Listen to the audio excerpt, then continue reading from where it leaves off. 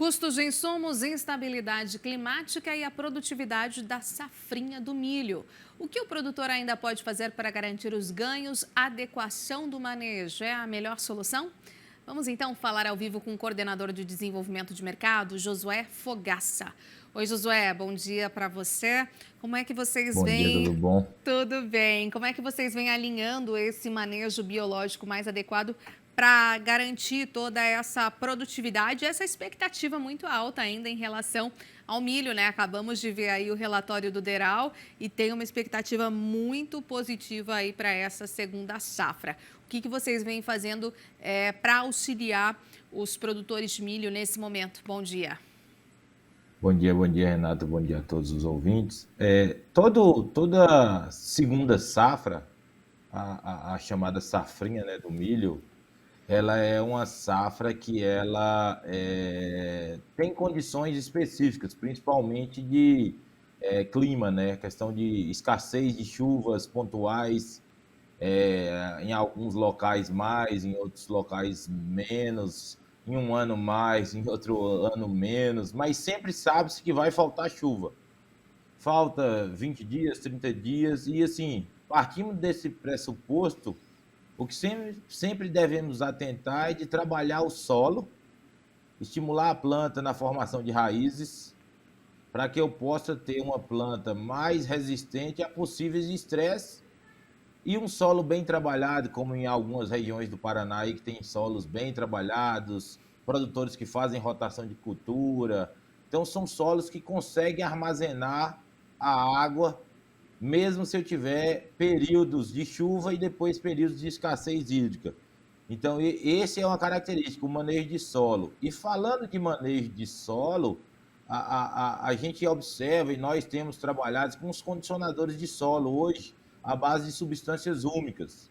Esses produtos hoje, além de ter outros bioestimulantes, aminoácidos, extratos vegetais, vão promover um maior desenvolvimento radicular na planta, e a planta com um sistema radicular bem desenvolvido, vai buscar água em profundidade, você acaba trabalhando também a parte microbiológica do solo, por estar tendo uma maior liberação de exudados, de raízes, e isso você vai aumentando a biodiversidade, porque está nutrindo aquela biota, e esse ganha-ganha dessa interação da planta com o solo, a gente consegue manter a planta em altos potenciais produtivos, mesmo em condições que a gente vê, condição de falta de chuva, condição de uma safra, às vezes, que vem com um pouco de prejuízo.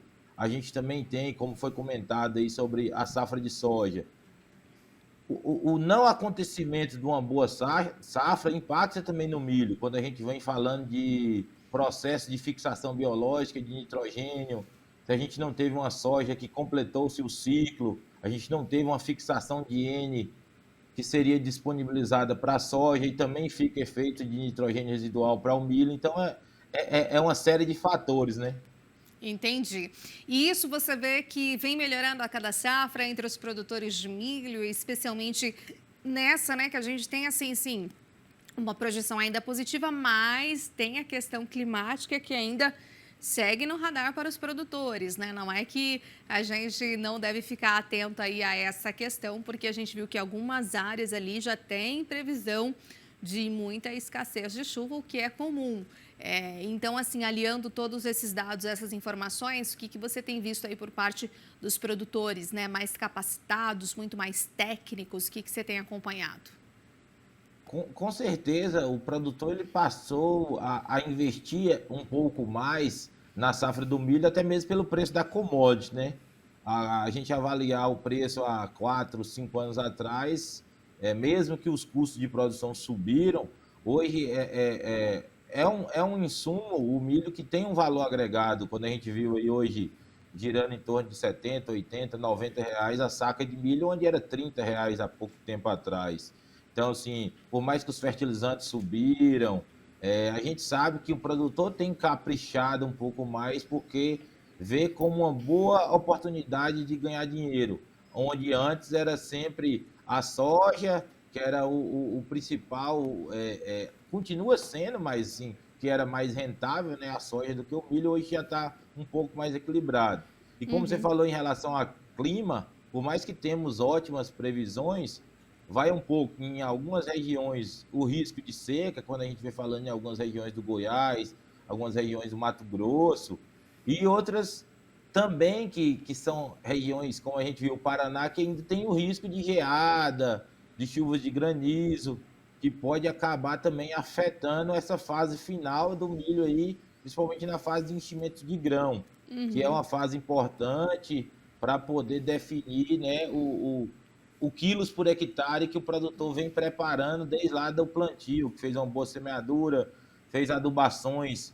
Essas adubações, quando a gente vai falar em cloreto de potássio, que estava com valor elevado, ainda está com valor elevado, e aí não foi feito tão por alguns produtores, e aí você precisa fazer uma suplementação, ou até mesmo em algumas regiões que foi feito, e pode ter sido perdido esse potássio em algumas chuvas torrenciais que aconteceram no mês de março e abril. Então, assim, é um desafio muito grande a segunda safra, mas a gente tem Certo. visto que os produtores têm caprichado e é o que tem demonstrado a campo aí quando a gente vê notícias otimistas como essa aí da produtividade no Paraná. Maravilha. Muito obrigada, viu, Josué? Um ótimo dia para você. Obrigada pela entrevista e até uma próxima. Boa semana.